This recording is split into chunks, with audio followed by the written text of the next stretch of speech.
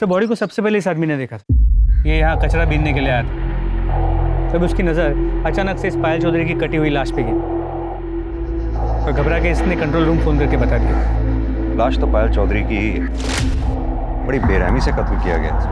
Damini, sir body को examine करो, check करो जरा सेक्सुअल असॉल्ट तो नहीं। सर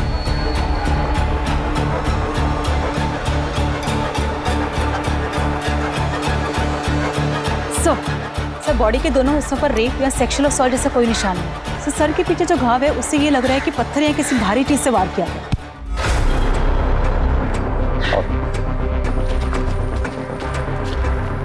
पहले भी कई बार हमें डेड बॉडीज टुकड़ों में मिली, लेकिन इस बार पता नहीं क्यों अजीब लग रहा है। बॉडी को पोस्टमार्टम के लिए भेजो। सर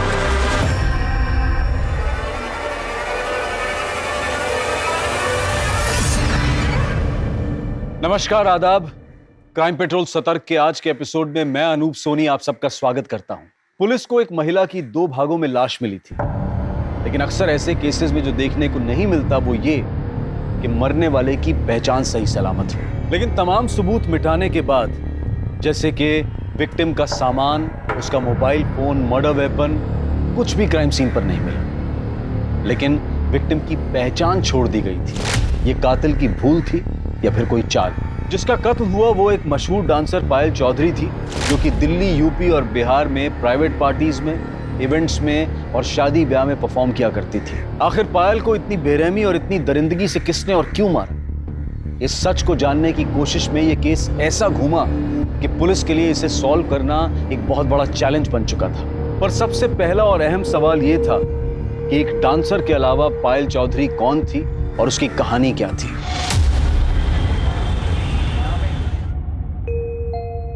माँ, ये लो मिठाई खाओ। मिठाई?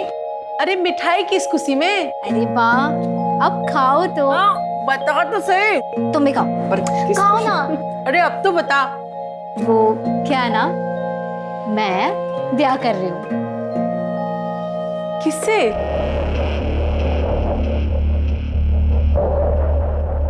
राजन शर्मा नाम है उसका। आप नहीं मिली हो माँ उससे? कुछ महीनों पहले मैं डांस इवेंट में मिली थी उससे। छोरी बुरा ना माने तो एक बात कहूँ, भले घर का लड़का थारे जैसी नाचने गाने वाली के साथ ब्याह क्यों करेगा? और यो बता, तू ब्याह करके जो घर छोड़ के चली जावेगी, हाँ? तो यूं घर कौन संभालेगा? आप लोग ना जानते हो उसे। पायल का सारा काम मैं संभालती हूँ। मैं मिल चुकी हूँ उससे, अच्छा आदमी है। और नाचने वाली की गाली किसे दे रहे हो? थारी अय्याशी चलती रहे इसलिए पायल को गैर मर्दों के सामने नाचने पड़े हैं। थोड़ी शर्म करो, शर्म। क्यों काम चोरी छोड़ो और कोई काम करो। छोरी, होश की दवा कर, बड़ी थानेदार नहीं हो रही है। और यो बताओ, तुम दोनों जो ब्याह का फैसला कर लिया तुमने, छोरे के घर वाले से बात की, ब्याह की, राजी हैं वो लोग? वो क्या है ना, परिवार के नाम पे सिर्फ माँ है उसकी, लेकिन वो मना रहा है माँ को। पुराने ख्यालों की है तो थोड़ी दिक्कत हो रही है। थोड़ी दिक्कत ना है यो घनी दिक्कत वाली बात है। कभी ना मानेगी उसकी माँ कुछ भी।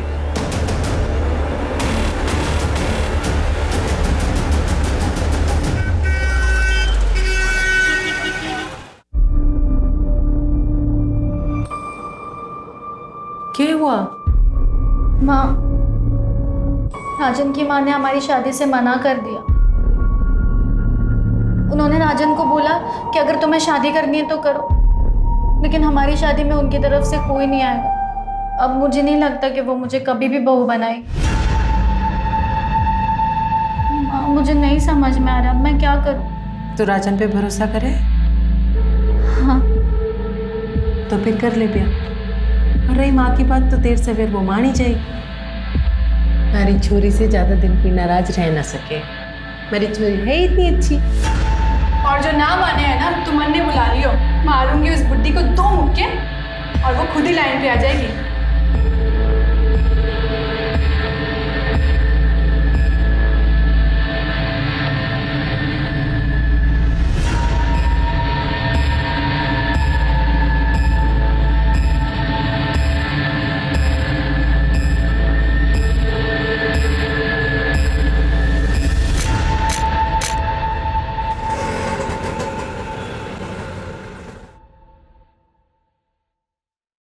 अरे आना।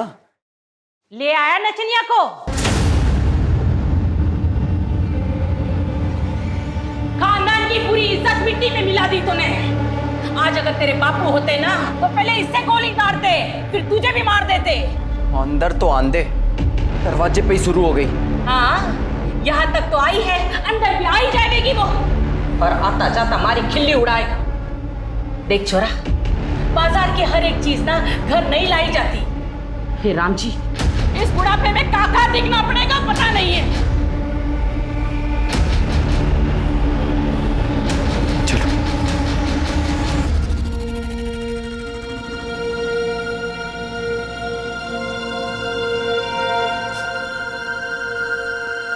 क्या होया? मेरी वजह से आपको कितना कुछ सुनना पड़ा। माँ भी आपसे नाराज हो गई ना। तो क्या हुआ? शादी हुई हमारी, अब तो जिंदगी भर साथ में रहना है, एक दूसरे का सुख दुख बांटना है। और माँ की चिंता तू ना कर, उन्हें मैं संभाल लूंगा। धीरे धीरे सब ठीक हो जाएगा। और अभी ये आंसू आंसू पहुंच और थोड़ा शर्मा वर्मा ले। नई नवेली दुल्हन है, थोड़ा फील तो आना चाहिए ना। हाँ, सुहाग रात है आज हमारी। तो थोड़ा तो मुस्कुरा दो। इधर से, इधर से, इधर से।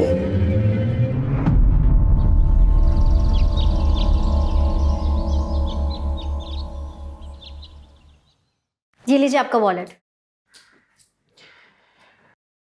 पायल, आज मंदिर में कीर्तन है, मोहल्ले की सारी औरतें आएंगी, माँ भी जाएंगी। तुम भी चले जाना, माँ को अच्छा लगेगा। लेकिन राजन, मैं कैसे जा सकती हूँ? मेरा तो शाम को इवेंट है, मैं इवेंट नहीं कैंसिल कर सकती। इवेंट में जाना माँ को खुश रखने से ज़्यादा जरूरी है क्या? ये कैसी बात कर रहे हो तुम? तुम्हें तो शुरू से पता है ना कि मैं डांसर हूँ। तुम खुद मेरे डांस के फैन थे। सोचो, अगर तुम्हारा डांस का प्रोग्राम होता और मैं कैंसिल करती तो तुम्हें कैसा लगता? पता था तुम डांसर, तब की बात और थी, तब हमारी शादी ना हुई थी। शादी और मेरे काम का क्या लेना देना है? मेरा काम है राजन। ठीक है, जो करना है कर। लेकिन मेरी बात तो सुनो।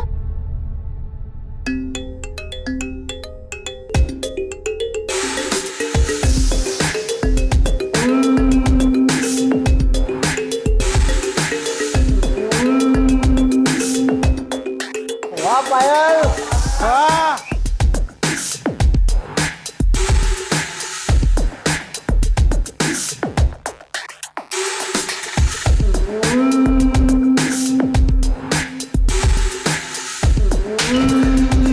चल निकल यहाँ से। तो ठीक है ना? हाँ दीदी।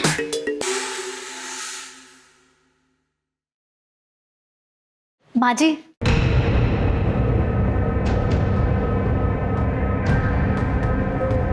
मैं ना आपके लिए मन से तोहफा लाई हूँ, आपको बहुत अच्छा लगेगा। मनने नहीं चाहिए, जो लेता होगा ना उसे जाकर दे। आप देखिए, आपको बहुत अच्छा लगेगा, सच में। एक बार देखिए। मैंने कहा ना मुझे नहीं चाहिए। तारी हराम की कमाई मनने नहीं चाहिए।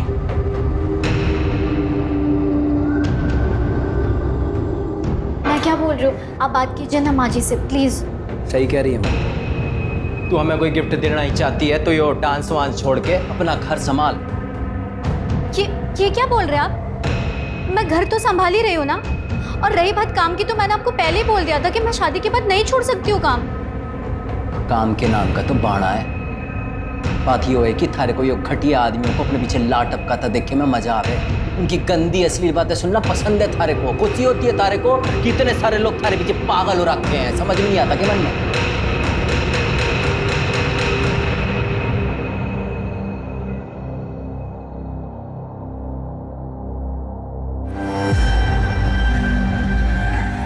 अच्छा हुआ जो ये अपने से गई। अब तू देख, मैं तेरे लिए कैसे खानदानी और सुशील बहू लाती हूँ। पूरी बिरादरी देखती रह जाएगी। राजेश शर्मा से तलाक लेने के बाद पायल वापस अपने घर लौट गई थी, लेकिन सर पायल का बाप बसे सर पायल की शादी से खुश नहीं था। इनफैक्ट वो तो शादी में शरीक तक नहीं हुआ। इसीलिए पायल जब वापस उसके घर चली गई तो उसका बाप उसे दिन रात सुनाते रहता था, काफी परेशान किया था। इसलिए पायल ने अपना एक अलग घर ले लिया। तो अपनी छोटी बहन अलका, जो उसकी मैनेजर भी है, उसके साथ वहाँ शिफ्ट हो गई। सर कुछ दिनों बाद सुधा अनीश को लेकर पायल के साथ उनके घर शिफ्ट हो गई। सर सुधा पायल और अलका की सौतेली माँ है। सगी माँ का देहांत काफी साल पहले हो चुका था और लोगों का ये कहना है कि बेसेसर उस पर बहुत ही अत्याचार करता था, इसीलिए उसका देहांत हुआ। और उनका भाई अनीश? सर अनीश अलका और पायल का सौतेला भाई और सुधा और बेसेसर का बेटा। पर अनीश का अपनी बहनों से बहुत अच्छा रिश्ता है। मिश्रा, पायल की फैमिली को इन्फॉर्म किया? हम उन्हें लोकेट करने की कोशिश कर रहे हैं। सर पायल चौधरी की पीएम रिपोर्ट। सर कल बॉडी के जो 2 हिस्से हमें मिले थे वो 2 अलग अलग लोगों के हैं। ऊपरी हिस्सा तो पायल चौधरी का ही है, लेकिन निचला हिस्सा किसी और का है। इसका मतलब बॉडी को देखकर जो अजीब हमें लग रहा था वो यही बात है। एक नहीं 2 मर्डर हुए। अब पता ये करना है कि दूसरी लड़की कौन है जिसका मर्डर हुआ। सर पोस्टमार्टम रिपोर्ट के मुताबिक ये दोनों मर्डर्स कल शाम 6 और 8 के बीच हुए। और सर पायल की मौत सर के पीछे किसी पत्थर के वार की वजह से हुई। सर के पीछे एक घाव मिला है जिसमें सूखा हुआ खून है और सर पत्थर के कुछ पार्टिकल्स भी मिले। मिश्रा, हमें जल्द से जल्द ये डबल मर्डर केस सॉल्व करना होगा। पता लगाना होगा ये दूसरी लड़की कौन है जिसका मर्डर हुआ। इन बॉडी के हिस्सों को डीएनए टेस्ट के लिए भेजो। सर एक सेकंड। हेलो, कहाँ पर? ठीक है सर, शिवपुरी में कुएं के पास एक कटा हुआ हाथ और पैर मिला।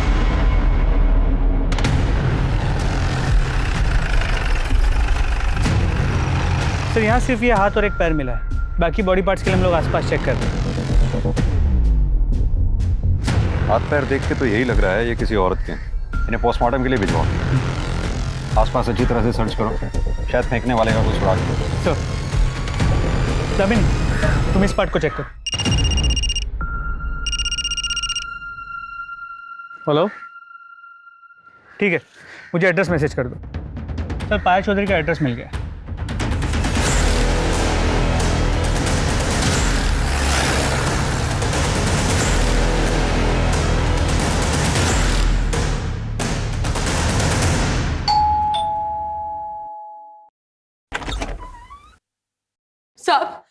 सब हमारी अलका का कुछ पता चला?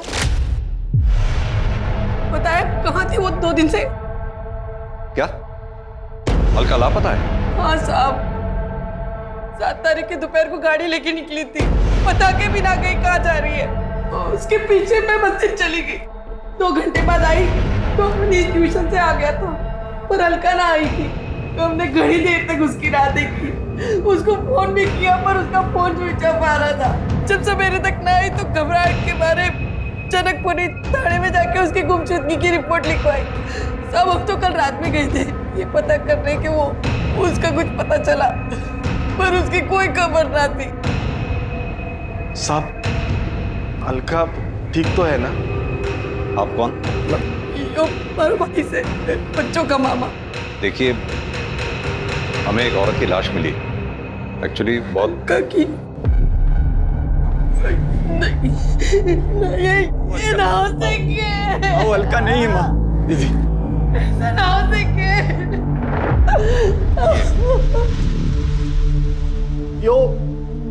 ये तो पायल है।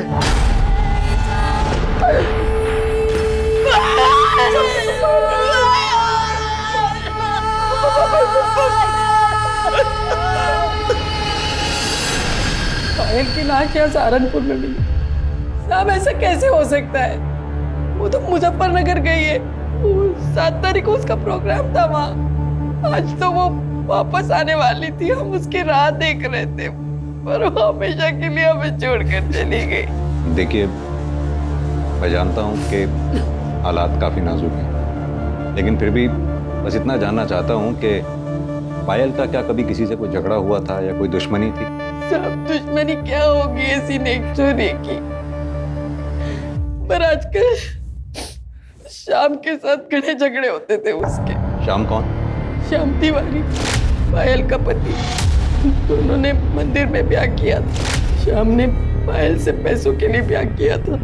पायल को बेवकूफ बनाकर उससे पैसे लेकर कैश में एक दुकान खरीदी थी। पायल उससे इतना प्यार करती थी, पर बाद में पता चला कि श्याम पहले से ही शादीशुदा है। रुड़की में उसके बीवी बच्चे रहते हैं। बाद में उसने रजिस्ट्रार ऑफिस में जाकर पता किया तो पता चला कि उसने दुकान तो खरीदी थी पर अपने नाम पे। इस बात पे उन दोनों में घड़ा झगड़ा हुआ। अलका को भी ये बात पता है। उसने भी तिवारी को खूब खरी खोटी सुनाई थी। पायल को मालूम था कि अलका गायब है? नहीं साहब, हमने फोन किया था पर उसका फोन बंद आ रहा था और अलका की टेंशन में फिर हम उसे फोन करना ही भूल गए। आपके पति आपकी बच्चियों से बहुत नफरत करते हैं। क्या आपको लगता है कि वो ये काम?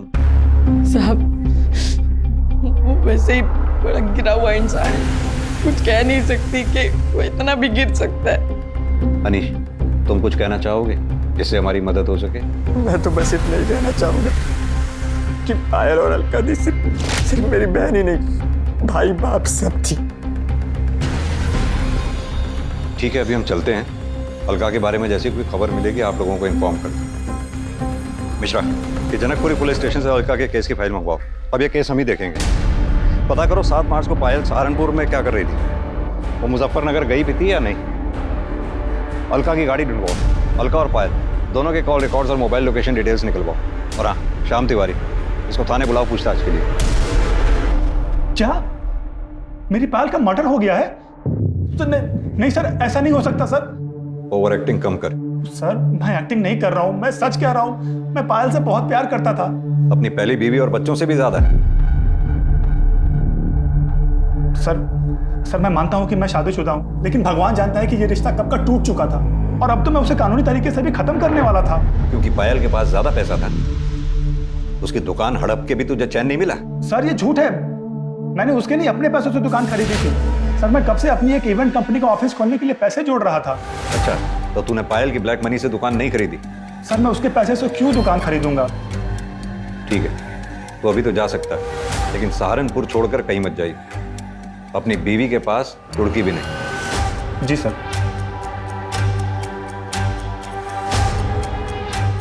मिश्रा, पता करो ये श्याम तिवारी ने जो कहानी सुनाई है इसमें कितनी सच्चाई है। इसके call record, mobile location details सब निकलवाओ।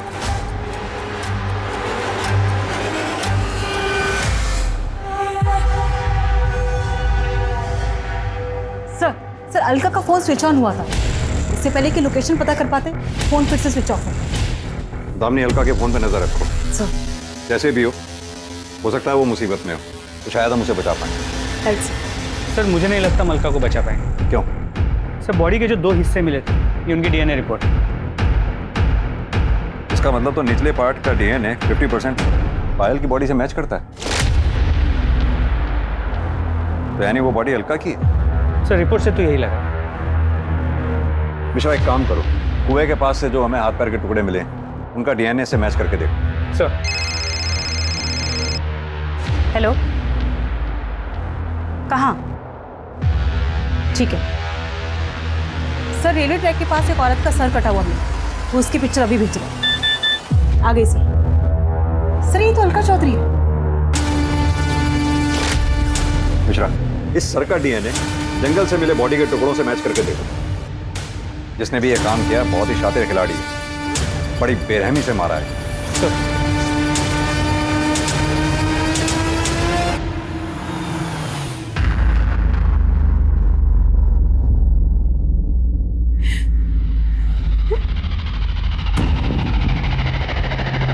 आंटी जी,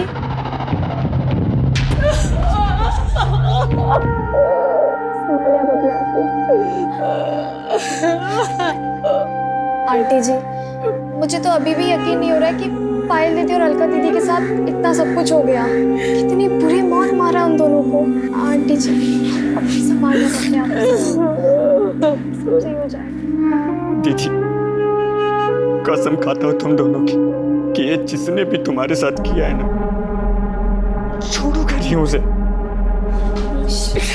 अनीश, जो होना था वो हो गया। हट, अकेला छोड़ दे मुझे। जिनकी माँ बड़ी फिरे थी तू, वो दोनों निकल ली। अब क्या इरादा है? क्या करेगी? क्या करेगी आप? जी, क्या छोड़ बनना है? बड़ी बड़ी माँ बने घूमे थी दोनों की, भगवान ने सजा दे दी थारी दोनों छोरियों को। बाप ने अकेला छोड़ के आई थी मरने के लिए। और एक बात बोलूं, और तू कमी नहीं थोड़ी है। सीढ़ी ना है सजा जी, कम से कम माहौल का तो ध्यान रखिए। क्या माहौल का ध्यान रखूं मैं? रे बेटा, जैसी करनी वैसी भरनी। यो संस्कार है बेटे के, यो सिखाया है, यो सभ्यता दी है। सारी सभ्यता अरे तू बाप ना है, बाप के नाम पे शराब है शराब। अरे थारे बचपन में पूरा परिवार बर्बाद हो गया। यो तू ध्यान रख, कीड़े पड़ेंगे कीड़े, सड़ के मरेगी। पानी देने वाला नसीब नहीं होगा। निकलो तुम लोग। सर, पायल के मर्डर केस में कुछ अपडेट्स मिली हैं। 7 मार्च को मुजफ्फरनगर शहर में माहौल खराब होने के कारण धारा 144 लगाई गई, इसलिए पायल का इवेंट कैंसिल हो गया और इवेंट ऑर्गेनाइजर्स ने पायल को एक प्राइवेट कैब से अपने घर सहारनपुर भेज दिया। उस कैब ड्राइवर से बात हुई? जी सर, उससे बात हुई। उसने कहा कि वो पायल को घर तक ड्रॉप तो करने वाला था, मगर सहारनपुर एंटर करने से पहले ही उसकी कैब खराब हो गई। क्या हुआ भैया? मैडम शायद गाड़ी खराब हो गई। एक काम कीजिए, आप मुझे यहीं छोड़ दीजिए, मैं बस या ऑटो से चले जाऊंगी। ये लीजिए। वो लोग ना पहचाने, इसलिए उसने अपने चेहरे को दुपट्टे से ढका, आंखों पे चश्मा लगा के वो वहाँ से चली गई। और हाँ सर, कैब ड्राइवर ने ये भी कहा कि उसका फ़ोन स्विच ऑफ था क्योंकि चार्ज करना भूल गई। कैब ड्राइवर को ये कैसे मालूम कि पायल के फ़ोन की बैटरी डाउन थी? क्योंकि सर पायल ने ड्राइवर को पूछा था कि उसके पास फ़ोन का चार्जर है। उस जगह के आसपास कोई सीसीटीवी है क्या? तो जहाँ गाड़ी खराब हुई वहाँ कोई सीसीटीवी कैमरा नहीं है, और वहाँ से कुछ ही दूरी पे एक छोटे से गांव का बस स्टॉप, वहाँ भी कोई सीसीटीवी कैमरा नहीं, ना ही कोई दुकान। उसने वहाँ से बस लिया नहीं, ये पता नहीं चल पाया। सर कल से ये फोटो बहुत वायरल हो रही है। किसकी फोटो है? सर फिलहाल तो पता नहीं, पर जल्दी पता चल जाएगा। सर पायल और अलका का फ़ोन डिटेल्स भी आ गई। मोबाइल लोकेशन के अकॉर्डिंगली 7 मार्च शाम को 6 बजे अलका का जो लोकेशन है वो सर घर से कुछ किलोमीटर दूर का दिखा रहा है, जहाँ पे दोनों की डेड बॉडीज मिली। सर अलका के फ़ोन की लास्ट लोकेशन क्राइम स्पॉट के पास दिखा रहा है, जबकि पायल का फ़ोन शाम को 4 बजे सहारनपुर के बॉर्डर के पास स्विच ऑफ हो गया। इसका मतलब कैब ड्राइवर सच कह रहा था, अलका का फ़ोन स्विच ऑन हुआ? नहीं सर। यानी कि अब तक हमें ये पता है कि पायल 7 मार्च को सहारनपुर बॉर्डर के पास तक पहुंची। उसके बाद वो आगे कहाँ गई, उसके साथ क्या हुआ, ये हमें पता करना है। साथ में ये भी पता करना है कि जो फोटो में आदमी दिख रहा है ये कौन? हो सकता है पायल की माँ सुधा इस आदमी को जानती है। Right sir.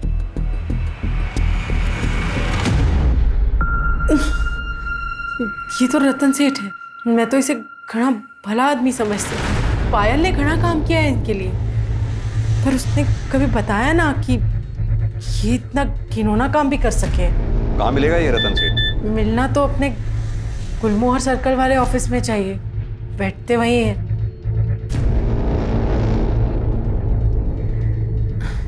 गर्लफ्रेंड से बात करें। गर्लफ्रेंड भी है तुम्हारी? जी। जूही, बचपन से ही घना प्यार करें एक दूसरे को। सेठ घनश्याम ठाकुर जी ने कहा है कि जैसे ही सही समय आएगा दोनों का ब्याह कर देंगे। ठीक है।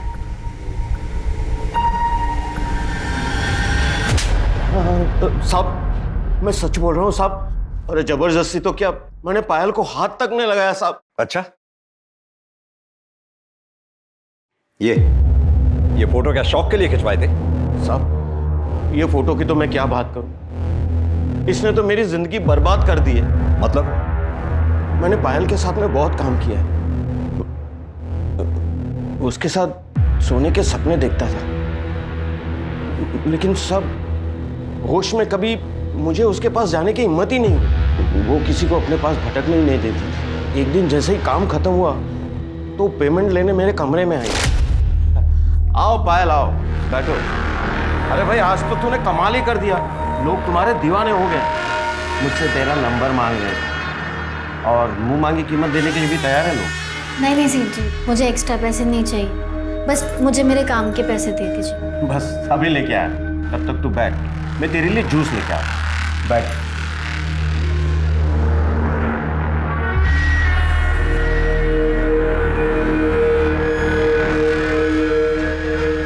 ये लो जूस पियो, अकाउंटेंट तुम्हारे पैसे लेकर आते ही है।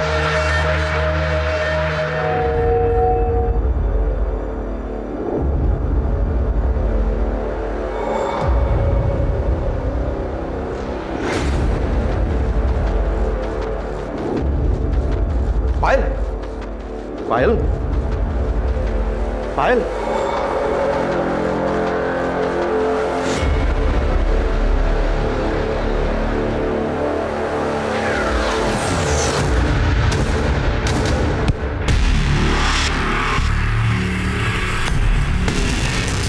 मुझे होश आया तो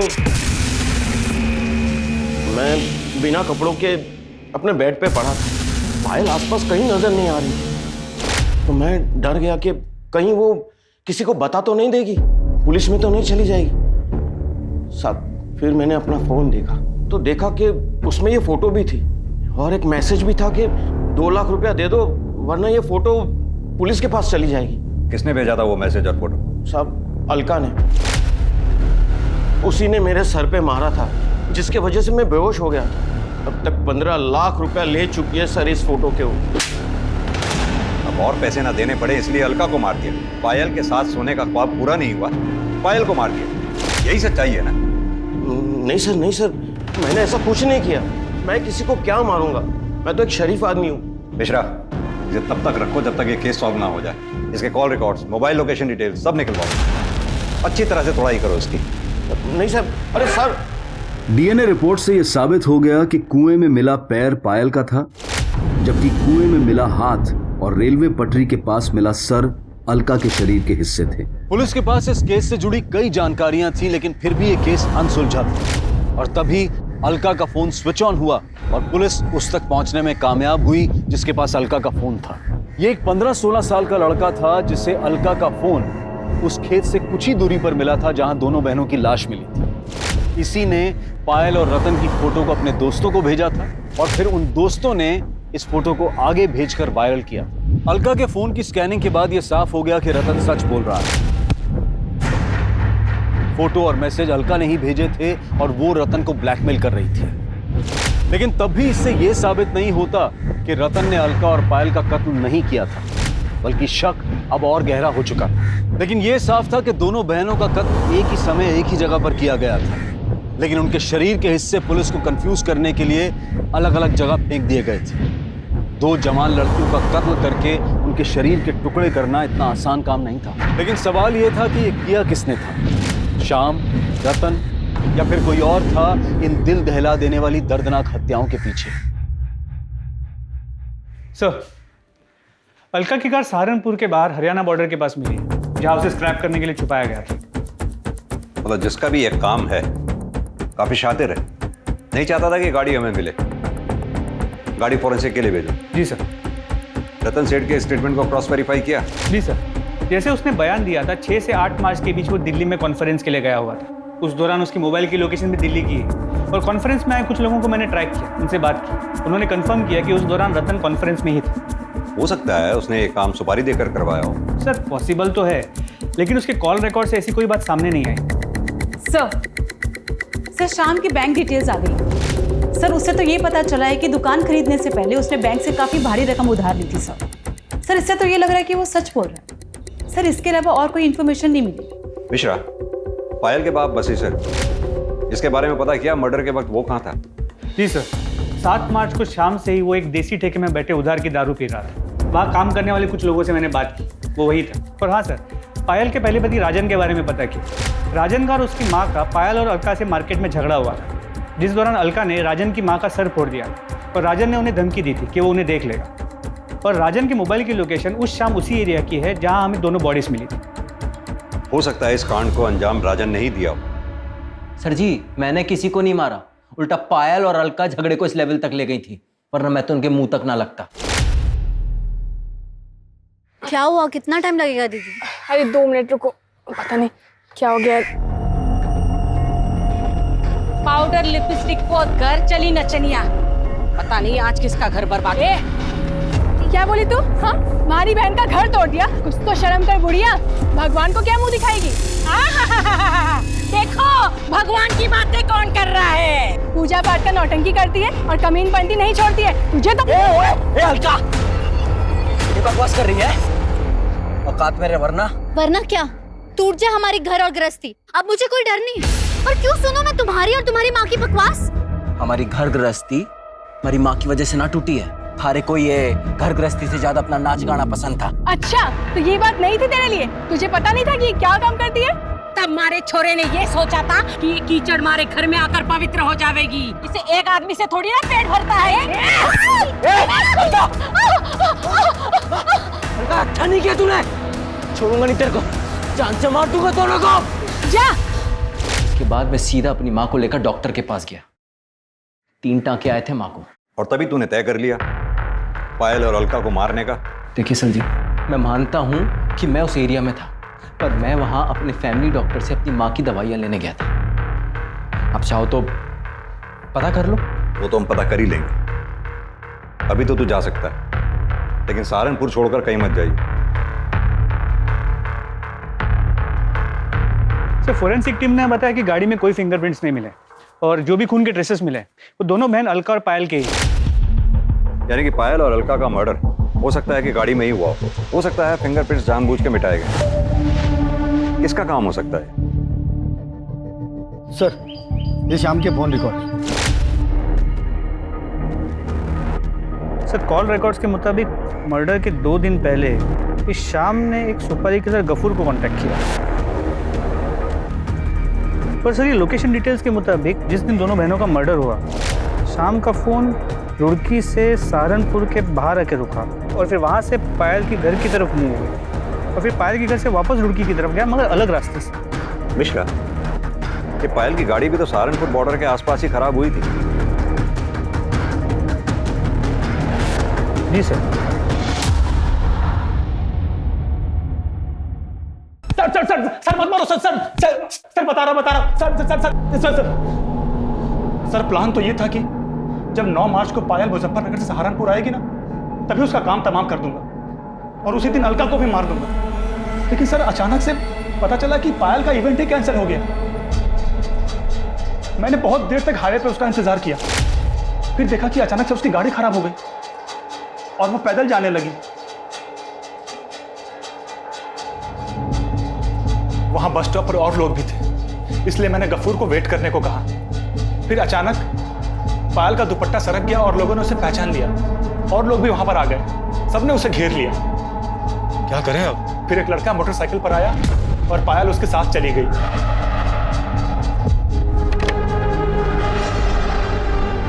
वो लड़का कौन था जिसके साथ वो बाइक पे गई थी? सर, वो हेलमेट पहन रखा था, उसकी शक्ल नहीं देख पाया मैं। बाइक का नंबर, बाइक का मॉडल, कलर कुछ तो नोटिस किया होगा?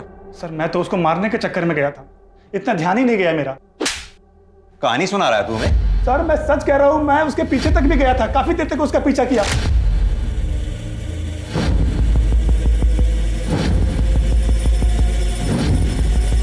गफूर, छोड़ इसको, बाद में देखते हैं। निकल नहीं क्या? तूने उनका पीछा किया, सुनसान जगह देखकर दोनों को गाड़ी से उतारा, उनको मारा और फिर लाश को ठिकाने लगा दिया। नहीं नहीं सर, ये झूठ है। ये झूठ है? चल अब ये बता, दुकान किसके पैसे की खरीदी थी? बोल। हाँ सर, ये सच है कि वो दुकान पायल के पैसे से थी। सर, मैं क्या करता, फ्री की दुकान थी, 15,000 किराया आ रहा था, तो मैंने सोचा कि पायल का ही काम तमाम कर देता हूँ। लेकिन सर, हम ऐसा कर नहीं पाए। मिश्रा, पता करो ये शाम की बात में कितनी सच्चाई है। और हाँ, जब तक हम कातिल तक नहीं पहुंच जाते, इसे यहीं बिठा के रखो और इसके साथ ही गफूर को उठा ला। सर, अगर ये शाम निर्दोष है तो फिर ये डबल मर्डर्स किसने किया? मिश्रा, सवाल ये उठता है कि टारगेट पे पायल थी या अलका, या फिर दोनों बहनें, क्योंकि अलका का दिमाग गर्म था, उसके कई दुश्मन हो सकते हैं। और अगर ये शाम सच कह रहा है कि पायल घर पहुंची और अलका से मिली, तो ये कैसे मुमकिन हो सकता है कि घर वालों को पता ही ना चला? कहीं ऐसा तो नहीं पायल अलका से घर के बाहर मिली, बाहर से ही दोनों कहीं चले गए और फिर मार दिए गए, या फिर इस कांड में घर का ही कोई आदमी शामिल?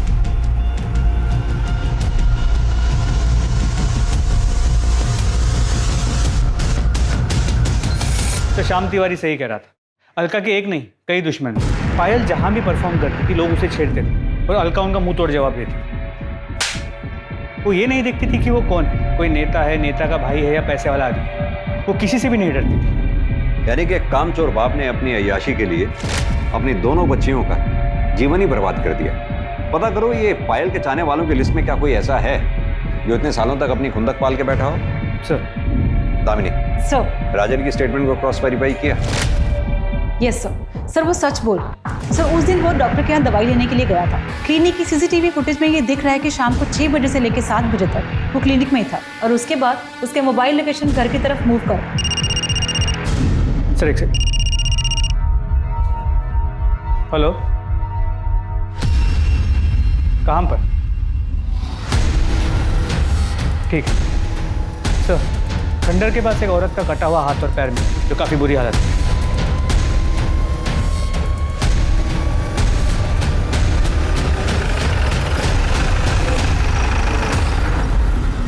पायल की बॉडी का ऊपरी हिस्सा और अलका की बॉडी का निचला हिस्सा हमें यहाँ मिला। इसका मतलब दोनों बहनों को यहाँ गाड़ी से उतारा गया और मारा गया। जाहिर सी बात है, ये स्पॉट उनके घर के रास्ते में ही पड़ता है। अब या तो कातिल उनका पहले से पीछा कर रहा था, जिसने यहाँ पहुंचकर गाड़ी को रुकवाया, दोनों बहनों को उतारा और कत्ल किया, या फिर वो कातिल बीच रास्ते में उन्हें मिला, जिसे उन दोनों बहनों ने अपनी गाड़ी में बिठाया। अब अगर गाड़ी में बिठाया है तो या तो कातिल उनका जानने वाला होगा, दोस्त होगा, या फिर परिवार का कोई सदस्य होगा, जिसने यहां पहुंचकर उन दोनों को गाड़ी से उतारा और कत्ल किया।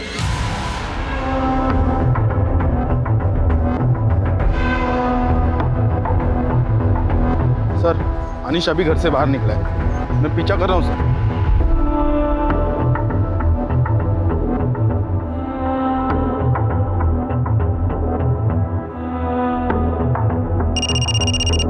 हाँ पांडे, वो जवाहर नगर के दूसरी नंबर गली के आखिरी मकान में घुसा है सर, उस तरफ।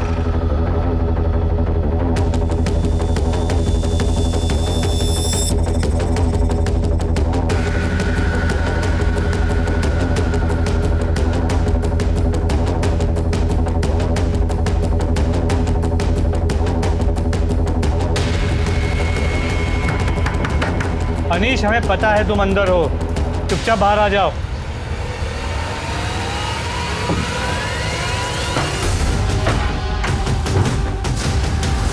अंदर चेक करो।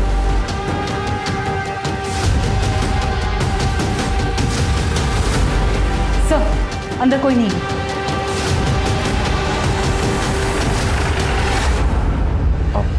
जवाहर नगर में गया था, पर हुआ क्या? क्यों गए? पढ़ाई करने गया था मैडम, वो मेरा वहाँ दोस्त रहता है ना, तो आता जाता। तो एक बात बता, जब तू वहाँ से निकला हमें दिखाई क्यों नहीं दिया? मतलब तूने मुझे बताया क्यों नहीं? तू वहाँ गया था? नहीं माँ, मैं तो आपको बताने ही वाला था, पर आप सोई हुई थी तो इसलिए मैं। दोस्त का नाम क्या है? रवि चौरसिया। अचानक पूरा केस घूम गया। इन्वेस्टिगेशन के प्राइम सस्पेक्ट अनीश और उसका दोस्त रवि चौरसिया बन चुके थे। अनीश के कॉल डिटेल्स और मोबाइल लोकेशन से यह साफ हो गया कि अनीश अक्सर अपने दोस्त रवि चौरसिया के घर जाता था और दोनों रोज बात करते थे। लेकिन रवि की मोबाइल लोकेशन ने उसे बड़ा सस्पेक्ट बना दिया था। रवि के इर्द गिर्द सब कुछ संदिग्ध, जैसे कि उस शाम जब अनीश रवि के घर पहुंचा था, तब रवि की मोबाइल लोकेशन के मुताबिक वो घर पर ही था। उसके बाद से रवि का मोबाइल फोन स्विच ऑफ आ रहा था और वो गायब था। इतना ही नहीं, उसका मोबाइल फोन उस बस स्टैंड पर भी मौजूद था जहां से पायल ने लिफ्ट ली थी। और बस स्टैंड पर लोगों के पहचाने जाने के बाद यह तय हो गया कि रवि ही वो लड़का था जिसने 7 मार्च की शाम को पायल को अपनी मोटरसाइकिल पर लिफ्ट दी थी और उसे घर छोड़ा था। वो रवि ही था जिसने 7 मार्च की शाम को अलका और पायल को जिंदा देखा था। इन सभी जानकारियों के बाद पुलिस को लगने लगा था कि पायल और अलका के कत्ल में अनीश और रवि का हाथ हो सकता है। इस केस को हल करने के लिए रवि अब एक अहम कड़ी था। पुलिस रवि के फोन पर नजरें गड़ाए हुए थी और जैसे ही फोन ऑन हुआ, पुलिस ने बिना देरी किए रवि को उठा लिया। मैं और रवि, हम दोनों एक दूसरे से बहुत प्यार करते हैं। जूही से हमारा कोई वास्ता नहीं सर। सर, मैं अनीश को पहली बार पायल दीदी और राजन की शादी में मिला था सर, और अनीश को देखते ही मुझे इससे प्यार हो गया था सर। मुझे लड़के पसंद है, ये मुझे तब पता चला जब मैं रवि से मिला। पर मुझे ये भी पता था सर कि कुछ भी हो जाए मेरी माँ जूही से शादी करा के रहेगी। रवि से झगड़ा होता था, माँ को लगता था कि मुझे जूही से झगड़ा हुआ, और माँ उसे मनाने को बोलती थी। और सर, मुझे समझ में नहीं आता था कि मैं माँ को अपने रिश्ते के बारे में कैसे बताऊँ। 7 मार्च को क्या हुआ था? पायल तुम्हें कहाँ मिली?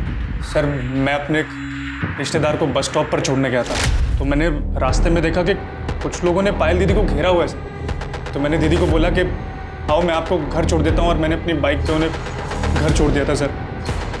मेरे पास ना पायल दीदी का बैग रह गया था बाइक, मैंने सोचा मैं वापस कर देता। जैसे ही मैं उनके घर के पास पहुँचा तो मैंने देखा वो कार में कहीं बैठकर जा रही थी, और फिर मैंने उनका पीछा किया।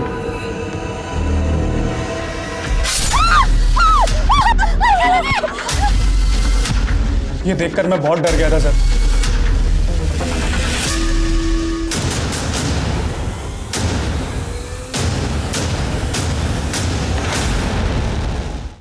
क्यों मारा उन दोनों को? मैंने सोच लिया था कि मैं उस लड़का को जिंदा ना छोड़ूं। फिर पायल 2 दिन के लिए बाहर गई थी, यही मौका था। हमने सोचा कि बहाने से उसे मंदिर ले जाते हैं और वहीं मार देते हैं, पर फिर पायल वापस आ गई। अरे पायल, शुक्र है भगवान का तू आ गई। नहीं तो जान ही सूख गई थी जब ऑर्गेनाइजर ने बताया था कि तू काफी देर पहले निकल गई। अरे पायल, तू तो 9 तारीख को आने वाली थी, फिर? अरे माँ, मैं बताना भूल गई, वो इसका प्रोग्राम कैंसिल हो गया। चल अब आई गई है तो हमारे साथ मंदिर चल, घर में अकेले क्या करेगी? अच्छा ठीक है, मैं बैग रख के आती हूँ। हाँ? तो मैंने और भाई ने तय किया कि हम उन दोनों को मार देते। पता नहीं फिर ऐसा मौका मिले ना मिले।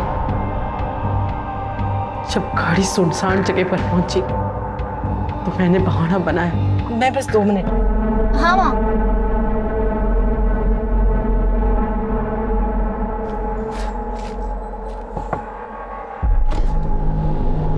अरे मामा जी आप।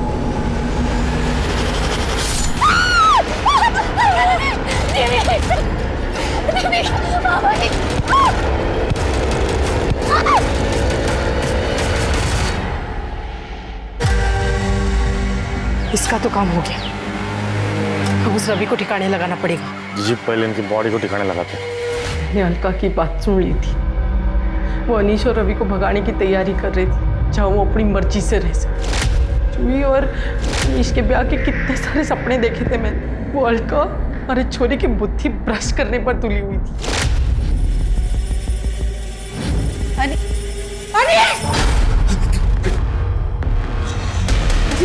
यो क्या कर रहा है? हाँ? इतनी सुथरी गर्लफ्रेंड है थारी, फिर यो? माँ हमारी गर्लफ्रेंड ना है। हाँ आंटी, आप तू तो रेडी थे सुनने सुनाने की बातें। निकल निकल। माँ, इतना हल्ला क्यों मचा रही है? गलत क्या है इसमें? अनीश अगर इसमें खुश है तो इसे खुश रहने दे। तू इसकी तरफदारी कर रही है? अच्छा, अब समझी। थारे को ये सब पहले से मालूम था। यो थारा दोस्त। अरे तूने इतना भी ना सोचा कि अपने दोस्त के खातिर अपने भाई की जिंदगी खराब कर रही है? माँ, इतना नाटक करने की ना जरूरत ना है। सब समझ रही हूँ मैं। अनीश की बात माननी पड़ी और जूही और अनीश की अगर शादी नहीं हुई तो थारा लखपति बनने का सपना टूट जाएगा। मारे जीते जी ये ना हो सके है कि हमारा चोरा किसी चोरे से ब्याह करे। माँ, हम उनकी लाशों को घसीटकर जंगल में ले गए। भाई ने उनके शरीर के टुकड़े टुकड़े कर दिए। पायल का फोन कहाँ है? वो मैंने लाश के टुकड़ों के साथ जंगल में फेंक दिया। अलका वही फोन ढूंढा पर नहीं मिला। फिर बहुत अंधेरा हो रहा था तो ढूंढना छोड़ दिया और निकल गया वहां से। मारना तो हम सिर्फ अलका को चाहते थे। पायल तो सीधी थी, उसे तो हम बाद में भी देख लेते। लेकिन कहते हैं ना, जिसकी मौत जहां लिखी होती वो वहां अपने आप पहुंच जाता है। ऐसा कहा जाता है कि जब कोई किसी के साथ अच्छा करता है तो उसका फल भी अच्छा ही मिलता है। लेकिन इस केस में उल्टा हुआ। जिस अलका और पायल ने अपनी सौतेली माँ और सौतेले बेटे अनीश को ऐशो आराम और इज्जत की जिंदगी मुहैया करवाई, उसी सौतेली माँ ने अपने बेटे की भलाई सोचकर बेटियों की जान ले ली। ये केस एक सबक है कि अपराध और आपराधिक मानसिकता किसी के अंदर भी विकसित हो सकती है और अपराध घर या बाहर कहीं भी पनप सकता है।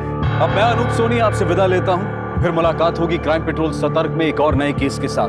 तब तक अपना और अपने परिवार का ख्याल रखें, सतर्क रहें, सुरक्षित रहें और देखते रहें क्राइम पेट्रोल सतर्क। जय हिंद। मैं भी वही हूँ जिनके इंसाफ के लिए कभी कैंडल मार्च हुए थे। उनकी आवाज़ उठाने के लिए हम सब ने अपनी चुप्पी तोड़ी थी, पर मेरे लिए ना धरना है ना आशा की कोई आँच जली। क्या मुझे कभी इंसाफ नहीं मिलेगा?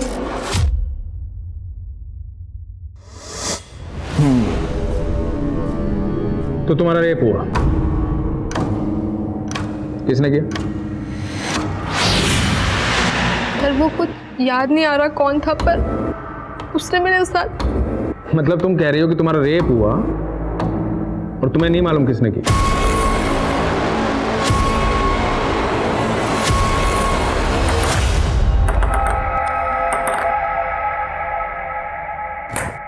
नमस्कार, आदाब। क्राइम पेट्रोल सतर्क के आज के एपिसोड में मैं अनूप सोनी आप सबका स्वागत करता हूं।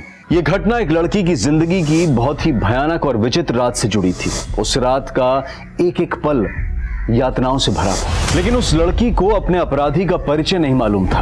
आखिर आराध्या कब, कैसे और क्यों इस जटिल परिस्थिति में पहुंची?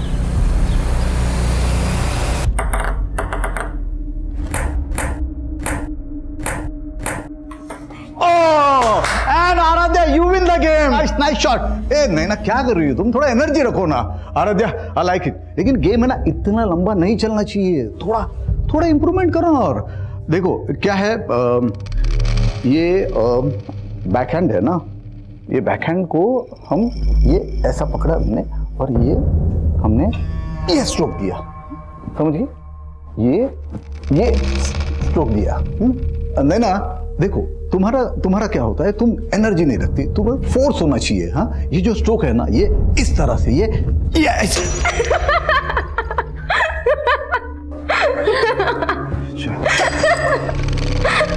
ओके ठीक, आज प्रैक्टिस यही खत्म करते हैं, कल फिर मिलते प्रैक्टिस पे। चल आराध्या, आज पार्टी करते हैं। जाम से जाम टकरा के मैं अपनी हार और तू अपनी जीत सेलिब्रेट करते हैं। अच्छा, जाम से जाम टकराएंगे ना तो लीवर जाम हो जाएगा। फिटनेस पर ध्यान नहीं देना तुझे। आराध्या, क्या हुआ?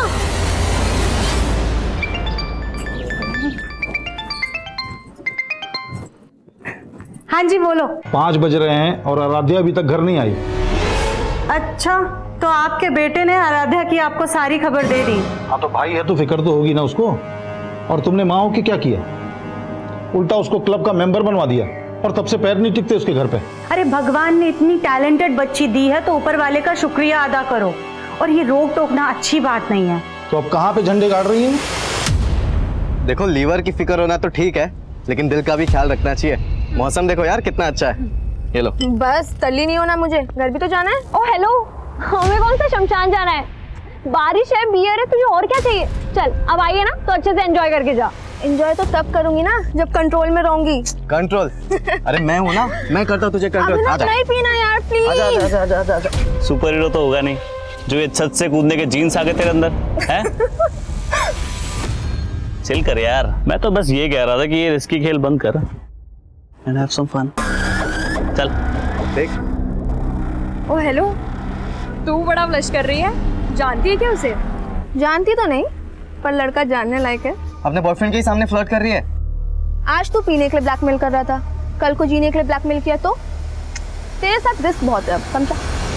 कोई रिस्क नहीं है पापा, आप तो ऐसे डर रहे हैं जैसे दूसरी लड़कियां जॉब ही नहीं करती। होटल में वेटर का काम करके बड़ा नाम रोशन कर रही मेरा, और रोज रात को 12-12 बजे तक घर आती है। देख मंजू, ये सब नहीं चलेगा।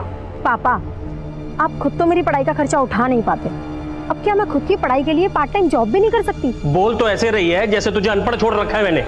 बीए करवा दिया ना, अब इसके आगे ना तो पढ़ाई करेगी ना जॉब करेगी, समझी?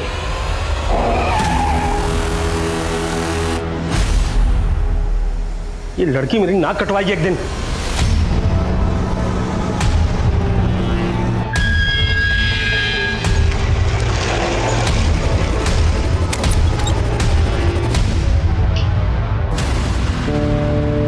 हेलो पापा,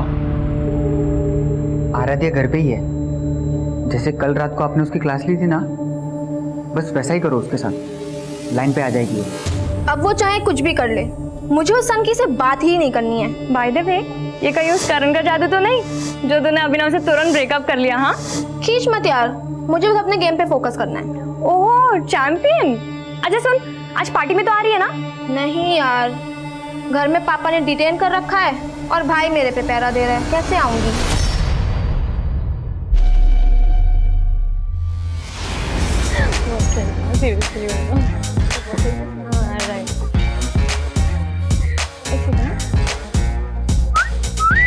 वाह क्या बात है। भाई द वे, तू आराध्या ही है ना? क्योंकि वो तो शायद पार्टी में नहीं आने वाली थी। मम्मी ने अलाउ कर दिया। मम्मी ने किस चीज के लिए अलाउ किया? जागरण के लिए, पार्टी के लिए? तेरे कपड़े तो देख। क्यों, क्या हुआ? आराध्या, बहुत सुंदर लग रही हो। अब मैं क्या कह रहा था, मुझे तुमसे कुछ। आराध्या, सॉरी संध्या। आराध्या। संध्या पे तो हम मिले थे। Karan, right? Right. Sense of humour अच्छा है तुम्हारा। वैसे क्या हुआ आज, चोर पुलिस खेल रहे हो क्या बॉयफ्रेंड गर्लफ्रेंड? अभिनव मेरा बॉयफ्रेंड नहीं है, he is just a friend. Okay.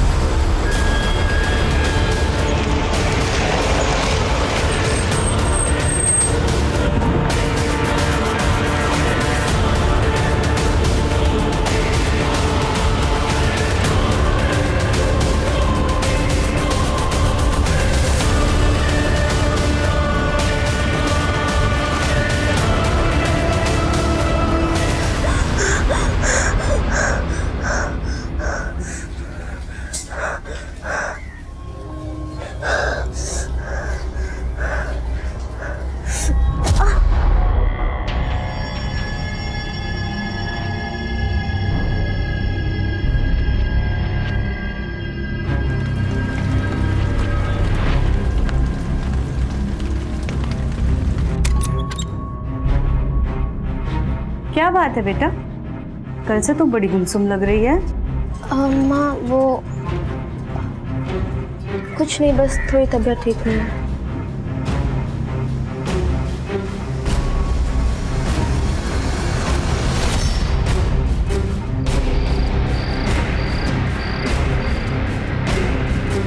ज्यादातर रेप विक्टिम्स अपनी तकलीफ अपनों से भी नहीं बता पाते, पर ऐसे मामलों में विक्टिम की मेडिकल रिपोर्ट एक इंपॉर्टेंट एविडेंस होती है और एफआईआर में की गई देरी इस एविडेंस को मिटा सकती है। आराध्या ने अपने परिवार को भी ये बात 3 दिनों बाद बताई, लेकिन तब तक बहुत देर हो चुकी थी। शराब, पार्टी और लड़के, इसके अलावा कुछ सोचता है तुझे? ये तो होना ही था तेरे साथ। बस कर अंश, इसका रो रो करके पहले ही बुरा हाल है और तू है कि इसको कोसे ही चला जा रहा है। तो तू क्या कर रही है सुहासिनी? अभी भी अंश को रोक रही है तू। बड़ा बोल रही थी ना, बड़ी टैलेंटेड लड़की पैदा की है। अरे हमारी इज्जत खराब करने के लिए पैदा हुई है ये। अब कुछ बोलेगी? कौन था वो, क्या नाम था उसका?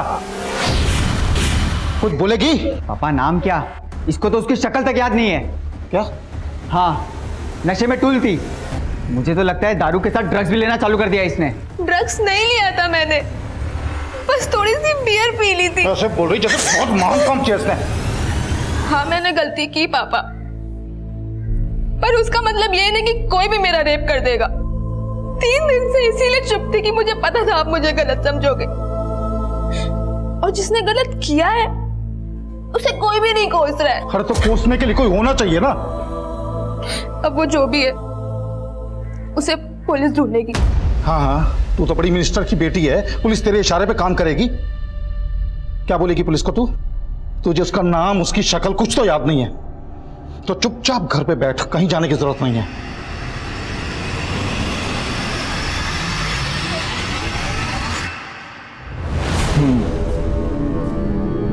तो तुम्हारा रेप हुआ, किसने किया? पर वो कुछ याद नहीं आ रहा कौन था, पर मतलब तुम कह रही हो कि तुम्हारा रेप हुआ और तुम्हें नहीं मालूम किसने किया? सर दरअसल उस दिन ये होश में नहीं थी। सर एक्चुअली उस दिन मैं एक पार्टी में गई थी और मैंने वहाँ थोड़ी सी बियर पी ली थी, पर इतना नशा मुझे पहले कभी भी नहीं हुआ था जितना उस रात को हुआ मुझे। मतलब ये सब पार्टी में हुआ? नहीं सर, पार्टी में नहीं हुआ। मुझे याद है अच्छे से कि पार्टी के बाद घर जा रही थी और मुझे बहुत तेज चक्कर आ रहे थे, बहुत सर दुख रहा था और फिर कुछ भी समझ नहीं आ रहा था कि मेरे साथ हो क्या रहा है, और फिर अचानक से मैं वहीं पे बेहोश हो गई। और जब मुझे हल्का सा होश आया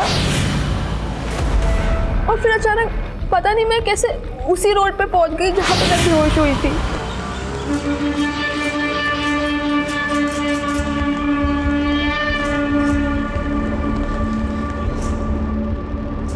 फिर मैंने रियलाइज किया कि मुझे पेट में दर्द हो रहा है, कुछ समझ ही नहीं आ रहा था। फिर मुझे एक टैक्सी दिखी और मैं टैक्सी लेके घर चली गई। कब हुआ है सब? 4 दिन पहले। मतलब तुम्हारा रेप हुआ आराध्या और तुम्हें यहाँ आने में 4 दिन लग गए? सर मैं नहीं समझ पा रही थी कि मैं कैसे आपको ये सब बताऊंगी। मतलब तुम कंफ्यूज थी? कहीं ऐसा तो नहीं कि होश आने और होश जाने के बीच में जो तुम्हारा रेप हुआ जो तुम बता रही हो ये सब वाकई में एक सपना हो? नहीं सर, मेरा ये कोई सपना नहीं था, मेरा सच में रेप हुआ है। अरे तो मान लेते हैं रेप हुआ है, पर रिपोर्ट बताओ किसके खिलाफ लिखूं, बोलो।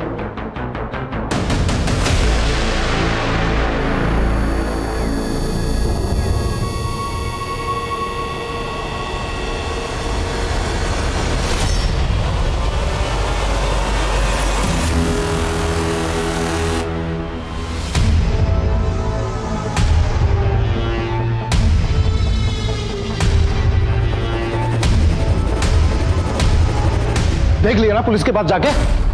मैंने पहले ही बोला था वो लोग कंप्लेंट तक नहीं लिखेंगे तुम्हारी। उन्होंने कंप्लेंट नहीं लिखी पापा, इसका मतलब ये नहीं कि मेरे साथ क्राइम नहीं हुआ है। लेकिन ये भी तो हो सकता है कि तेरा रेप ही ना हुआ हो।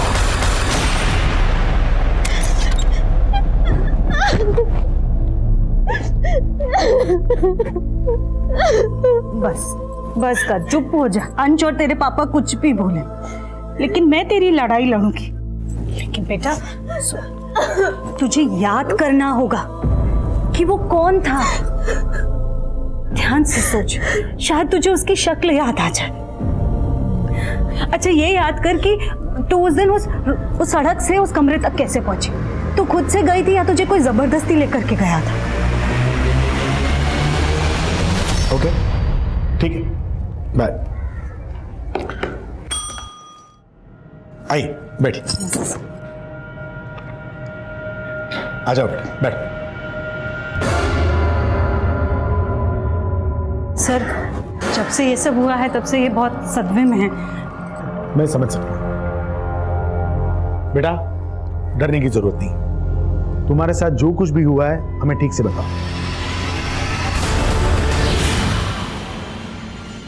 पानी, आराम से, डरने की जरूरत नहीं।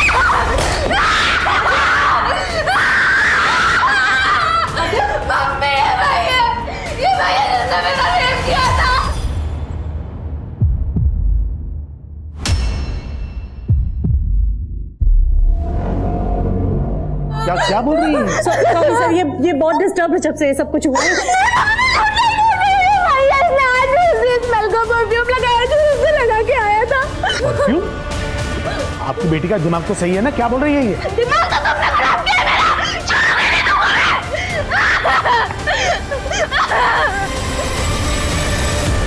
आराध्या कह रही थी कि उसे उस आदमी का चेहरा तक भी याद नहीं है जिसने उसके साथ बलात्कार किया था, और अब परफ्यूम की स्मेल की दलील देकर एक एसएसपी पर गंभीर आरोप लगा रही थी।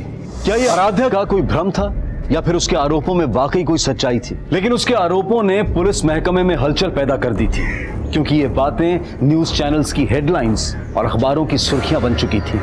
इन आरोपों से पुलिस डिपार्टमेंट की काफी बदनामी हो रही थी।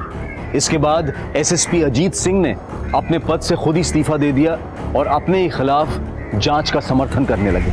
मेरी 30 साल की सर्विस में मैंने खुद ने 30 से ज्यादा रेप केसेस सॉल्व किए हैं। मैं चाहता हूं कि इस केस की पूरी इंक्वायरी हो। मुझे लगता है कि उसकी दिमागी हालत ठीक नहीं है, और जहां तक उस लड़की का सवाल है, या तो वो किसी के बहकावे में आकर मेरी छवि बिगाड़ने की कोशिश कर रही है। सर, ये अजीत सिंह तो बहुत काबिल ऑफिसर है। तुम कैसे जानते हो अजीत सिंह को?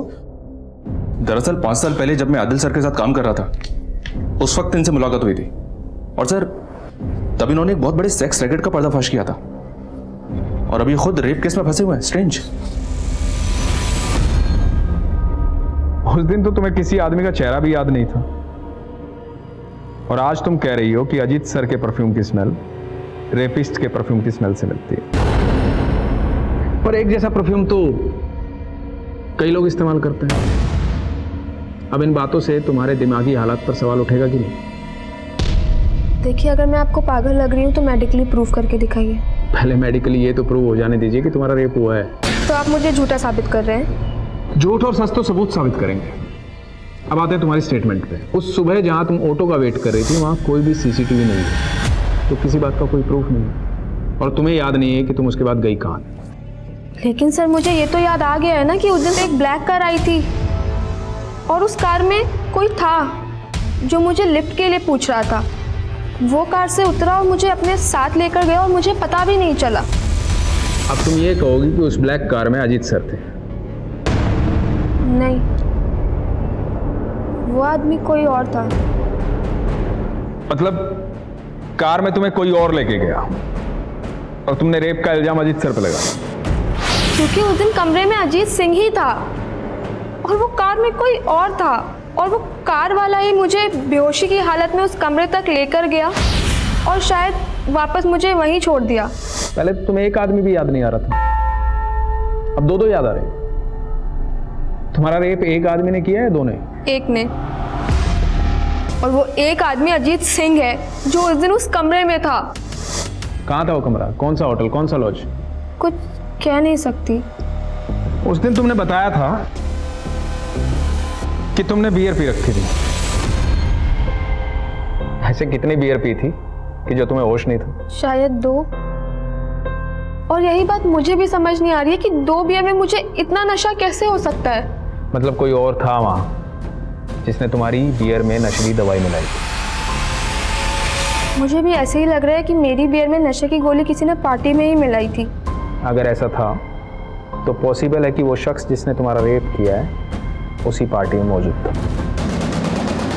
आराध्या अपने गुनहगारों के बारे में कितना जानती थी ये अब भी साफ नहीं था, लेकिन उस पार्टी वाली रात की आराध्या से जुड़ी एक एक एक्टिविटी का पता किया जा रहा था। जैसे वो उस पार्टी में किस ऑटो से गई थी, किस टैक्सी से वो अगली सुबह अपने घर पहुंची थी, और इनके बीच में वो काली कार किसकी थी जिसने उसे लिफ्ट दी थी, वो कमरा कहाँ था जहाँ उसके साथ बलात्कार किया गया था।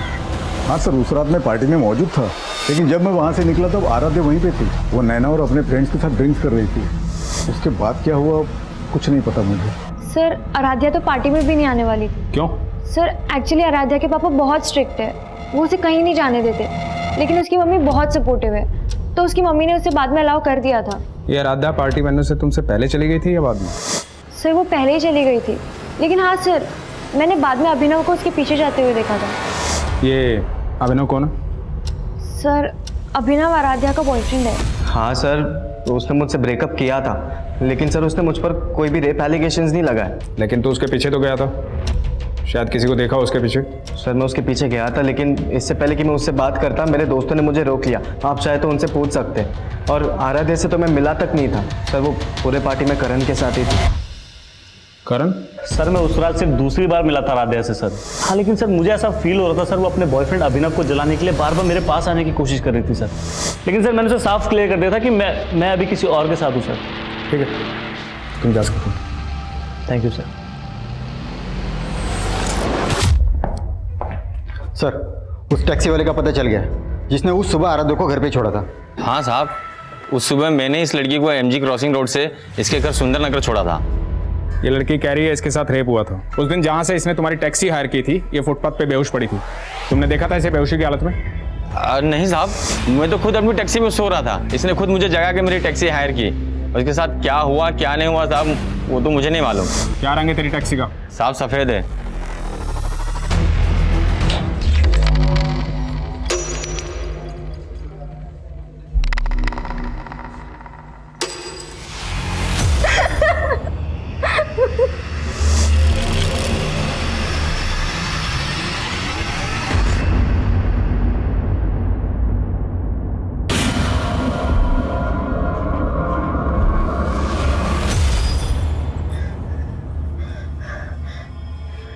याद आया मम्मी, उस घर का मेन गेट का कलर ब्लू था जहाँ पे मुझे वो ब्लैक कार लेके गई थी। Blue colour? पर बेटा पुलिस ने कंफर्म किया है अजीत सिंह के बंगलों का मेन गेट ब्लू कलर का नहीं है।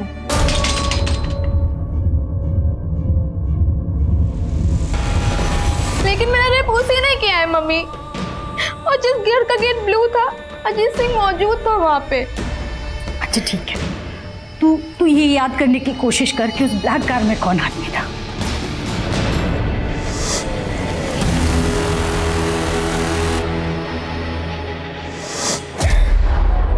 याद आया कौन था ब्लैक कार में?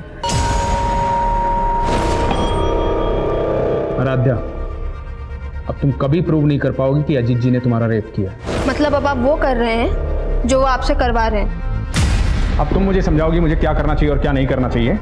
सर नाराज मत होइए, बच्ची है, नादानी में बोल गई। नादान बहुत पहुंची हुई चीज है ये। टेबल टेनिस कंपटीशन में नॉमिनेशन के लिए आराध्या की सिफारिश लेकर तुम गई थी अजीत जी के पास, क्योंकि वो तुम्हारे फ्रेंड की जान पहचान के हैं। सुहासिनी जी, मैं ऐसी कोई सिफारिश नहीं करूंगा। आपकी बेटी को क्लब में फ्री ट्रेनिंग दिलाने के लिए मैंने सिफारिश कर दी थी, लेकिन वो कंपटीशन में सिलेक्ट होगी या नहीं ये सिर्फ उसका गेम डिसाइड कर सकता है, मैं नहीं। बात नहीं बनी तो बदनाम करने की कोशिश की। सर क्या कह रहे हैं आप सर? उस रात आप अपनी बेटी को पार्टी में नहीं भेजना चाहते थे ना? जी सर, लेकिन तुम्हारी बीवी ने भेजा जबरदस्ती, क्योंकि नहीं भेजती तो ये खेल कैसे रचती? खेल तो मेरी बेटी की जिंदगी के साथ हुआ है सर। आपको पता है उस दिन वो काली कार में कौन आया था, कौन इसको लेकर के गया था? करण सिंह, अजीत सिंह का बेटा। लिफ्ट चाहिए क्या तुम्हें? तो अपनी दलील को पुख्ता करने के लिए अजीत जी के बेटे को फ्रेम कर रही हो तुम। कोई नहीं सुनेगा तुम्हारी कहानी। मतलब मेरा रेप आपको अब कहानी लग रही है? बहुत कहानी है तुम्हारे पास। मेडिकली प्रूव हो चुका है कि तुम्हारे साथ कोई जबरदस्ती नहीं हुई, और सेक्सुअली एक्टिव तो तुम पहले से थी ना। क्या कह रहे हैं सर आप? कुछ भी बोले जा रहे हैं? पूछो अपनी बेटी से, अपने एक्स बॉयफ्रेंड अभिनव के साथ इसके फिजिकल रिलेशन थे या नहीं? सच क्यों नहीं बोल रही? हाँ, बन गए थे अभिनव के साथ मेरे रिलेशन, लेकिन 19 मार्च की सुबह मेरा रेप हुआ था और अजीत सिंह ने ही मेरे... वो उस दिन इंदौर में थे ही नहीं। मैं वहां नहीं था जहां उस लड़की का रेप हुआ, बल्कि मैं यहाँ से 300 किलोमीटर दूर भोपाल के नुसरतगंज में था। एक शादी अटेंड कर रहा था, मेरी भतीजी की शादी की फोटोग्राफ है, इसमें मैं ठीक से नजर आ रहा हूँ, देखो।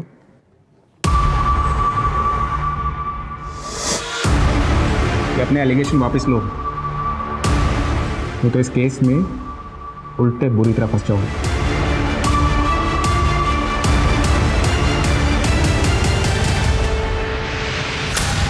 कहाँ गायब था कल से?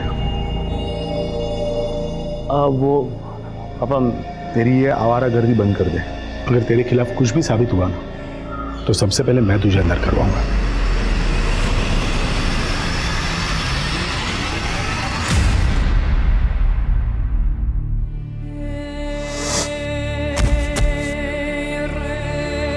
तुम लोग ओवर रिएक्ट कर रहे हो, ये भी तो हो सकता है कि कोई... आराध्या, आराध्या,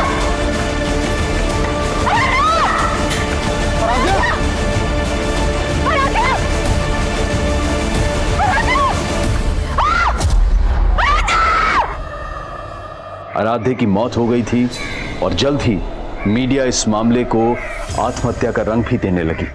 मेरी बेटी इतनी कमजोर नहीं थी, वो आत्महत्या नहीं कर सकती है। उसको तो हाइट का फोबिया था, ऊंचाई से नीचे देखते ही उसको चक्कर आने लगते थे, तो फिर वो खुद कूद कर अपनी जान कैसे दे सकती है? उसको जरूर किसी ने धक्का दिया था, उसकी हत्या हुई है। मैं इस केस में सेंट्रल इन्वेस्टिगेशन एजेंसी की जांच की मांग करती हूँ। आराध्या की मां द्वारा की गई मांग को मीडिया ने इतना बढ़ावा दिया कि आखिरकार ये मांग स्वीकार कर ली गई और ये केस इन्वेस्टिगेशन डिपार्टमेंट को सौंप दिया गया। आप लोगों का कहना है कि आराध्या को ऊंचाई से डर लगता था, इसके बावजूद वो टेरेस पर अकेले गई। क्यों गई होगी वो टेरेस पर? सर ऐसे ही गई थी, लेकिन कभी भी वो मुंडेर के पास नहीं जाती थी। आप लोग कहाँ थे उस वक्त? हम सब लोग यहाँ नीचे थे और तभी अचानक से आराध्या की चीखने की आवाज सुनी और जाकर के देखा तो सर अगर आराध्या खुद कूदी होती तो फिर वो चीखती क्यों? उसको जरूर किसी ने धक्का दिया था। पक्का उस अजीत सिंह और उसके बेटे का ही हाथ है इसमें। आप लोगों के कहने का मतलब है कि एसएसपी अजीत सिंह और उनके बेटे करण ने किसी को आपके टेरेस पर भेजा, उसने आराध्या को धक्का दिया। लेकिन आप लोगों के घर पर होते हुए आपके टेरेस पर कौन आ सकता है?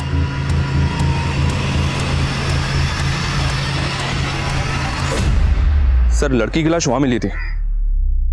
अगर कोई बाहरी आदमी इस छत पे आया है तो पड़ोस की किसी छत से ही आ सकता है, क्योंकि यहाँ पे आने के लिए सीढ़ियाँ घर के अंदर से ही आती हैं और आस पड़ोस की किसी छत पे सीसीटीवी मिलना तो पॉसिबल नहीं है। सुमित साहब, आसपास पता करो, वारदात के दिन कोई सस्पिशियस शख्स देखा गया था क्या?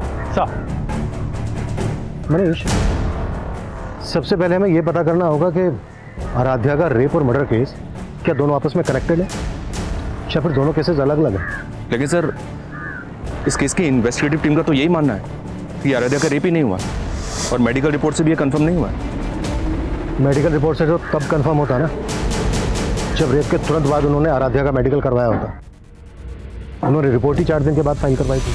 सर, आराध्या ने 3 दिन तक तो हमें भी कुछ नहीं बताया था। और 4 दिन तक आराध्या को रेपिस्ट का चेहरा ही याद नहीं था। 7 दिन के बाद उसने एसएसपी अजीत सिंह पर एलिगेशन लगाए और कहीं 10वें दिन जाकर आराध्या को याद आया कि उस ब्लैक कार में अजीत सिंह का बेटा करण था। ठीक हो तुम? सर, आराध्या को जैसे जैसे जो कुछ भी याद आता जा रहा था वो हमें बताती जा रही थी। इसका मतलब ये नहीं है कि वो कुछ भी झूठ बोल रही थी, लेकिन पुलिस ने हमारी किसी बात पर भी भरोसा नहीं किया। हाँ सर, अजीत सिंह ने घर पे आके मुझे धमकी दी। मैं कोई टेढ़ा तरीका इस्तेमाल नहीं करना चाहता। आप कोर्ट में जाना चाहते हैं, जरूर जाइए, लेकिन कोर्ट का फैसला आप पे भारी पड़ेगा। मेरे बॉस से बोल के मुझे जॉब से निकलवा दिया, उसके बाद मेरी वाइफ और बेटी के पीछे गुंडे लगवा दी। 2 दिन में अगर कंप्लेन वापस नहीं ली ना तो अंजाम बुरा होगा, समझे? कौन आदमी थे वो? पता नहीं, बिना नंबर प्लेट की बाइक पर आए थे और दोनों ने हेलमेट भी लगा रखा। हमने पुलिस को इस बात की जानकारी दी, लेकिन हमारी कोई सुनवाई नहीं हुई। सर, आराध्या की फैमिली भले ही लगातार अजीत सिंह और उसके बेटे पर एलिगेशन लगा रही है, लेकिन अजीत की अलाबाई उसके खिलाफ नहीं जाती। ये देखिए सर, 19 मार्च को अजीत सिंह भोपाल में शादी में शामिल हुआ था और ये बात सही है सर, मैंने कंफर्म किया है। और सर, ये एविडेंस अजीत जी के बयान को सपोर्ट करता है। मनीष, कहीं ऐसा तो नहीं है कि तुम अभी भी इस बात से इन्फ्लुएंस हो कि अजीत सिंह एक काबिल ऑफिसर थे? नहीं सर, बिल्कुल भी नहीं। मैं सोच रहा हूँ कि अगर सच में अजीत सिंह इस केस में इन्वॉल्व है तो अजीत सिंह जैसा काबिल ऑफिसर अगर इस तरह का कोई क्राइम करेगा तो वो इतनी सफाई से करेगा कि किसी का हाथ उसके कॉलर तक ना पहुंच पाए। हो सकता है ये जो अलीबाई के प्रूफ है ये अजीत सिंह के दाव पेच हो। लेकिन सर, अगर ये कोई दाव पेच है तो अजीत सिंह 19 मार्च के इस फोटो में क्यों दिख रहे हैं? वो वेडिंग पार्टी चली होगी 18 मार्च की रात से 19 मार्च की सुबह तक, और 19 मार्च की रात कोई 12 साढ़े 12 बजे से लेकर सुबह 6 बजे तक आराध्या गायब थी। मनीष, ये भी तो हो सकता है उसी रात लेट नाइट अजीत सिंह भोपाल से इंदौर आ गया। लेकिन 19 तारीख की रात तक अजीत जी का फोन भोपाल में एक्टिव था, तो क्या ये भी कोई दावपेच का हिस्सा हो सकता है सर? ये दावपेच किसका है ये पता लगाने के लिए हमें सबसे पहले उस घर का पता लगाना होगा जिसके लिए आराध्या ने कहा था कि उसमें उसका रेप हुआ। आराध्या ने स्टेटमेंट दी थी कि उस घर का गेट नीले रंग का था, लेकिन पुलिस ने उस घर को ढूंढने की कोशिश ही नहीं की। लेकिन हमें ढूंढना है। Sure sir. उस ब्लैक कार की क्या अपडेट है? As per the Aaradhya's statement Ajit Singh के बेटे करण ने ब्लैक कार में ही उसको लिफ्ट दी। ठीक हो तुम? लेकिन आराध्या ने जहां से लिफ्ट ली थी उस जगह पे कोई सीसीटीवी नहीं है और रिकॉर्ड से भी ऐसा कुछ पता नहीं चला है कि करण के पास कोई ब्लैक कलर की कार हो। ठीक है, शुरुआत अजीत सिंह के बेटे करण से ही करते हैं। बुलाओ करण को पूछताछ के लिए। सर, मैं उस रात पार्टी वेन्यू के बाहर आराध्या से मिला ही नहीं सर, और ना ही मेरे पास कोई ब्लैक कलर की कार है। सर, मैं खुद शॉक्ड हूं। पहले तो उसने मेरे पापा पे एलिगेशन लगाए और अब मुझे घसीट रही थी। अब तुम ये कहोगे कि उसने तुम्हारे पापा पर एलिगेशन इसलिए लगाए थे क्योंकि तुम्हारे पापा ने टेबल टेनिस कंपटीशन के लिए उसकी सिफारिश नहीं की थी। ऐसा पापा को लगता है। हो सकता है वजह कुछ और हो। क्या वजह हो? ऐसा कहना नहीं चाहिए लड़की के बारे में, पर वो मुझसे अट्रैक्टेड थी सर। वो फिजिकल होना चाहती थी मेरे से।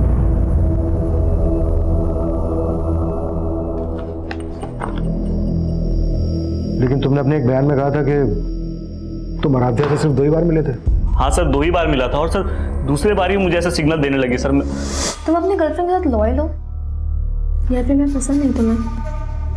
एक मिनट सॉरी, आई कांट। मैंने उसे साफ मना कर दिया। हो सकता है उसकी ईगो हर्ट हुई सर। आप खुद सोचो सर, अगर मुझे कुछ करना होता तो मैं तब नहीं करता। ऊपर से उसने ऐसे कहा कि मैं उसे अपने पापा के पास ले गया।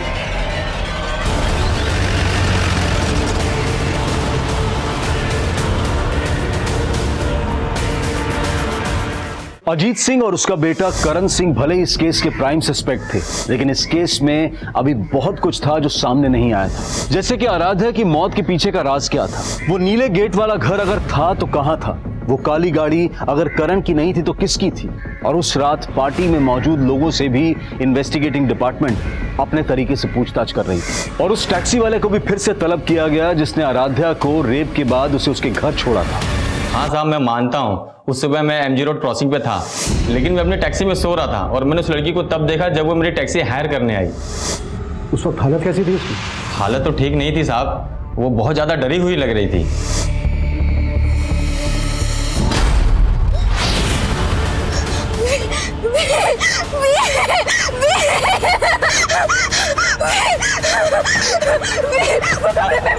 अरे क्या हुआ मैडम? साहब मुझे कुछ समझ ही नहीं आया, वो कौन से व्हील और कौन से कमरे की बात कर रही थी। ये टैक्सी वाला बोल रहा है कि आराध्या किसी व्हील और कमरे की बात कर रही थी। कहीं ये कमरा वही तो नहीं जिसमें आराध्या का रेप हुआ था? तो किसी व्हील का भी उस ब्लू गेट वाले घर से कनेक्शन है? ऐसा कोई घर मिला? नहीं सर, फिलहाल तो नहीं। हाँ, लेकिन आराध्या की दोस्त नैना ने एक नई स्टेटमेंट दी। सर, मैंने ये बात पहले भी पुलिस को बताने की कोशिश की थी, लेकिन वो वही जानने में इंटरेस्टेड थे जो वो जानना चाहते थे। कब की बात है ये? क्या हुआ? मुझे लगा वो सुपर शादा भी यहीं खड़ा था और हमें मोबाइल में रिकॉर्ड कर रहा था। सर, तब तो हमने ये बात को इग्नोर कर लिया था, लेकिन आराध्या के रेप और मर्डर के बाद ऐसा लगा कि शायद इसका कुछ कनेक्शन हो। नाम क्या उस स्वीपर का? सर, शंकर, वो यही काम करता है।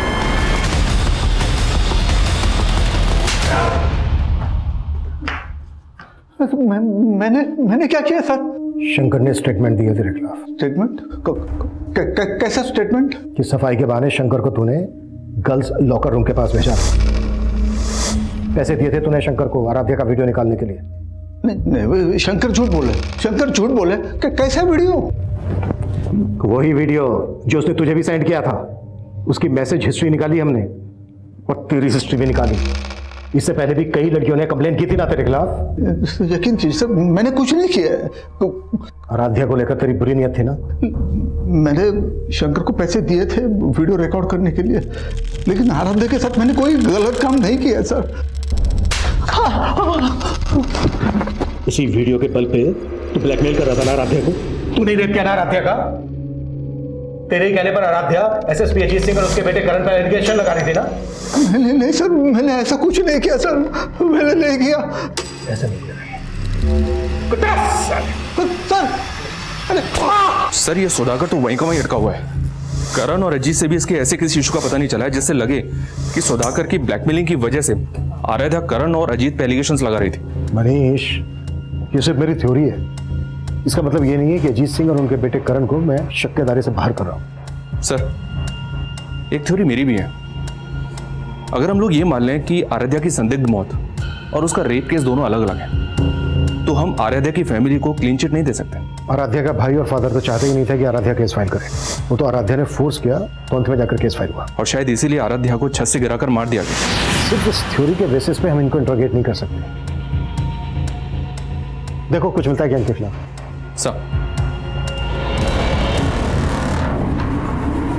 अब आराध्या के पिता और भाई शक के दायरे में थे और तभी एक नई जानकारी सामने आई। आराध्या का जिस दिन मर्डर हुआ था सर, उसके कुछ दिन पहले से ये आदमी आराध्या के घर के पास मंडरा रहा था। कौन है? आराध्या की फैमिली ने तो उसको आइडेंटिफाई नहीं किया है, पर अपनी एक टीम इसकी पहचान पता करने में लगी हुई है। सर, मुझे आपको एक बात बतानी थी। मेरे पास कुछ दिन पहले एक फ़ोन आया था। हेलो सर, वो फ़ोन एक लड़की का था। इस केस के बारे में कुछ जानती थी, मुझसे मिलना चाहती थी, पर केस तब तक आपको ट्रांसफ़र हो गया।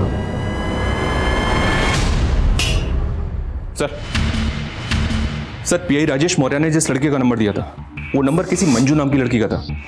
लेकिन कुछ दिन पहले मंजू की एक रोड एक्सीडेंट में मौत हो गई। जी हाँ सर, और चौंकाने वाली बात यह है कि राजेश का ऐसा मानना था कि वो लड़की उन लोगों को जानती थी जिनके प्रेशर में आराध्या ने अजीत पर रेप केस लगाए थे। अगर इंस्पेक्टर राजेश को ये बात पहले से पता थी तो उसने ये बात हमें बताने में इतना टाइम क्यों लगा दिया? Manju hit and run case Narendra Nagar थाने में आया था और जिस टेम्पो से मंजू का एक्सीडेंट हुआ था उस टेम्पो का भी अभी तक पता नहीं लगा पाए ये लोग। और सर वो लोग ऐसा मान रहे हैं कि मंजू जानबूझ के टेम्पो के आगे आई, क्योंकि मंजू के फादर ने स्टेटमेंट दिया था कि मंजू ने पहले भी सुसाइड करने की कोशिश की थी। मंजू के फादर से मिलना पड़ेगा।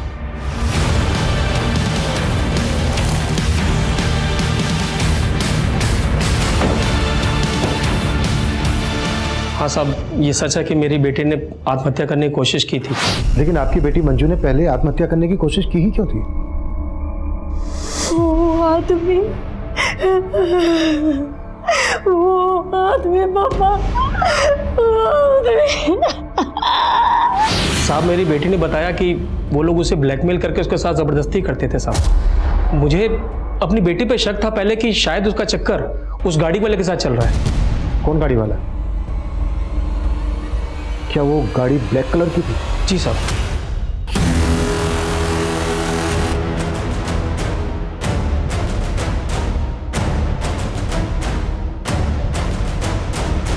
फिर साहब मैंने उस कार का पीछा किया जिस कार में मेरी बेटी थी, और वो कार एक कोठी में घुस गई। मैं कोठी में जाने की कोशिश की, लेकिन साहब वॉचमैन ने मुझे अंदर जाने नहीं दिया। कहाँ है वो कोठी? सब आराम नगर में है साहब। जिस कोठी की बात तुम कर रहे हो, ब्लैक कलर की कार जिस कोठी में घुसी थी, उस कोठी का गेट नीले रंग का है।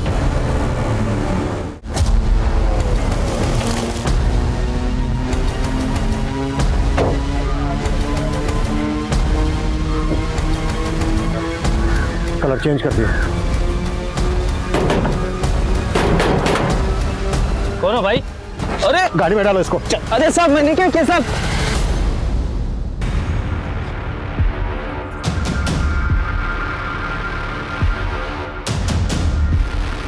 ये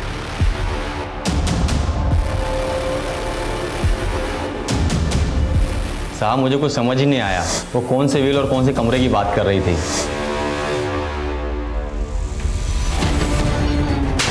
किसका घर है ये? क्या होता है यहाँ पे? साहब का घर है। कौन से साहब का घर है ये? अब सफाई देने के लिए कुछ नहीं बचा। बेनामी संपत्ति का वो घर जब्त हो चुका है और तुम्हारा वफादार खबरी मुकेश उठा लिया उसको हमने। मुकेश सब कुछ कबूल कर चुका है। क्या कबूल कर चुका है वो? यही कि मेरे कहने पर उसने उस लड़की को छत पे से फेंक कर मार डाला। हाँ, मैंने करवाया उस लड़की का मर्डर, क्योंकि उस लड़की ने मेरा जीना हराम कर दिया था। मेरा 30 साल का बेदाग करियर खाक में मिला दिया था। लेकिन इससे ये कहाँ साबित होता है कि मैंने उस लड़की का रेप किया? अजीत सिंह एक बहुत ही पावरफुल और पहुंच वाला ऑफिसर था, इसलिए आईडी के लिए यह बेहद जरूरी था कि वो उसके खिलाफ पुख्ता सबूत जुटाए। आईडी की टीम ने क्राइम सीन की फोरेंसिक जांच करवाई और वहां उन्हें आराध्या, अजीत और कुसुम तीनों के ही डीएनए के ट्रेसेस मिले। और उस प्रॉपर्टी की डिटेल से यह भी पता चल गया कि वो बंगलो अजीत सिंह की ही एक बेनामी संपत्ति थी। तुम मुंह खोलेगा या फिर मैं मेरे तरीके से मुंह खुलवाऊं तेरे से? गर्मी मत दिखाओ जिंदल, गर्मी अच्छे अच्छे को खा जाती है, मुझे भी खा गई। औदा मिलते ही अंदर की सारी बुरी आदतें उबाल मारने लगती हैं। मुझे लड़की की आदत थी और मेरे बेटे को ड्रग्स की। मैंने कई बार कोशिश की कि उसकी ये आदत मैं छुड़वाऊं, लेकिन बाद में हम दोनों ने संधि कर ली। मैं उसकी आदतें पूरी करता था और वो मेरी जरूरत है। सर मंजू, मैंने उससे दोस्ती करी, उसे लगा मैं उससे प्यार करता हूँ, लेकिन मैं उसे अपने पापा के पास ले गया था। मंजू कमजोर थी, उसे मजबूर करना बहुत मुश्किल नहीं था, लेकिन आराध्या नखरीली क्रीम थी। करुण को उसके लिए बहुत पापड़ बेलने पड़े। सर वो पार्टी में आराध्या के बियर में मैंने ही नशे की गोली मिलाई थी सर। पार्टी के बाद जब आराध्या घर को निकली तो मैं उसके पीछे गया। मैंने देखा सर वो ऑलमोस्ट बेहोश से पड़ी थी रास्ते में। मैं उसे लिफ्ट दी और पापा के पास ले गया। तुझे लगा कि आराध्या तुझे कभी पहचान नहीं पाएगी, लेकिन आराध्या ने तुझे पहचान लिया, वर्दी उतरवा दी तेरी, और ये बात तेरे से बर्दाश्त नहीं हुई। हाँ, नहीं हुई मुझसे बर्दाश्त। और ये बात भी मुझसे बर्दाश्त नहीं हुई कि मेरा ही डिपार्टमेंट मेरे पीछे हाथ धो करके पड़ा था। और वो खबरी मुकेश, मेरा पुराना वफादार, और उसने मेरे कहने पर आराध्या को खत्म कर दिया। मंजू को भी तूने मरवाया ना? मंजू सर पे चढ़ने लगी थी। आराध्या की हिम्मत देखकर उसे भी हिम्मत आने लगी थी। उसने इंस्पेक्टर राजेश को फोन कर दिया। हेलो, ये बात मुझे पता चल गई और मौका देखते ही मैंने उसे भी। पुलिस रक्षक होती है, भक्षक नहीं। और एक बाप अपनी औलाद को सही रास्ते पर लाता है, गलत रास्ते पर नहीं। तूने अपने बेटे को अपने निजी स्वार्थ के लिए गलत रास्ते पर लाया।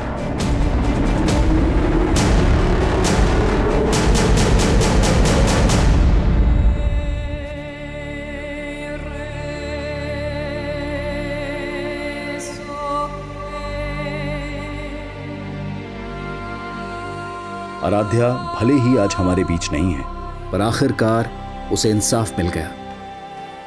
कहते हैं कि पावर अक्सर इंसान को करप्ट बना देती है, और जब अजीत सिंह जैसे पावरफुल पुलिस अधिकारी इस तरह के अपराधों में लिप्त पाए जाते हैं तो समाज में अराजकता का माहौल पैदा हो जाता है। एक आम नागरिक का भरोसा डगमगा जाता है। जो सिस्टम उसके अधिकारों को ताकत देने के लिए बना हो, अगर वही सिस्टम उसे कमजोरी का एहसास दिलवाए तो समाज का स्वरूप डरावना हो जाएगा। लेकिन सामाजिक और पारिवारिक स्तर पर हमें भी अपनी सोच में, अपने ख्यालों में वो आजादी लानी होगी जो महिलाओं को एक दबाव मुक्त, एक अपराध मुक्त माहौल दे सके। लेकिन हमें उस सोच से भी बचना होगा जहां बेफिक्री की आदत हमें तमाम फिक्रों में जकड़ लेती है, जैसा कि आराध्या के साथ हुआ। जिंदगी शौक से जीना अच्छी बात है, लेकिन शौक पूरे करते वक्त इतने भी बेखौफ ना हो जाएं कि हमें अपने आसपास खतरे की दस्तक भी ना सुनाई दे। अब मैं अनूप सोनी आपसे विदा लेता हूं। फिर मुलाकात होगी क्राइम पेट्रोल सतर्क में एक और नए केस के साथ। तब तक अपना और अपने परिवार का ख्याल रखें, सतर्क रहें, सुरक्षित रहें और देखते रहें क्राइम पेट्रोल सतर्क। जय हिंद।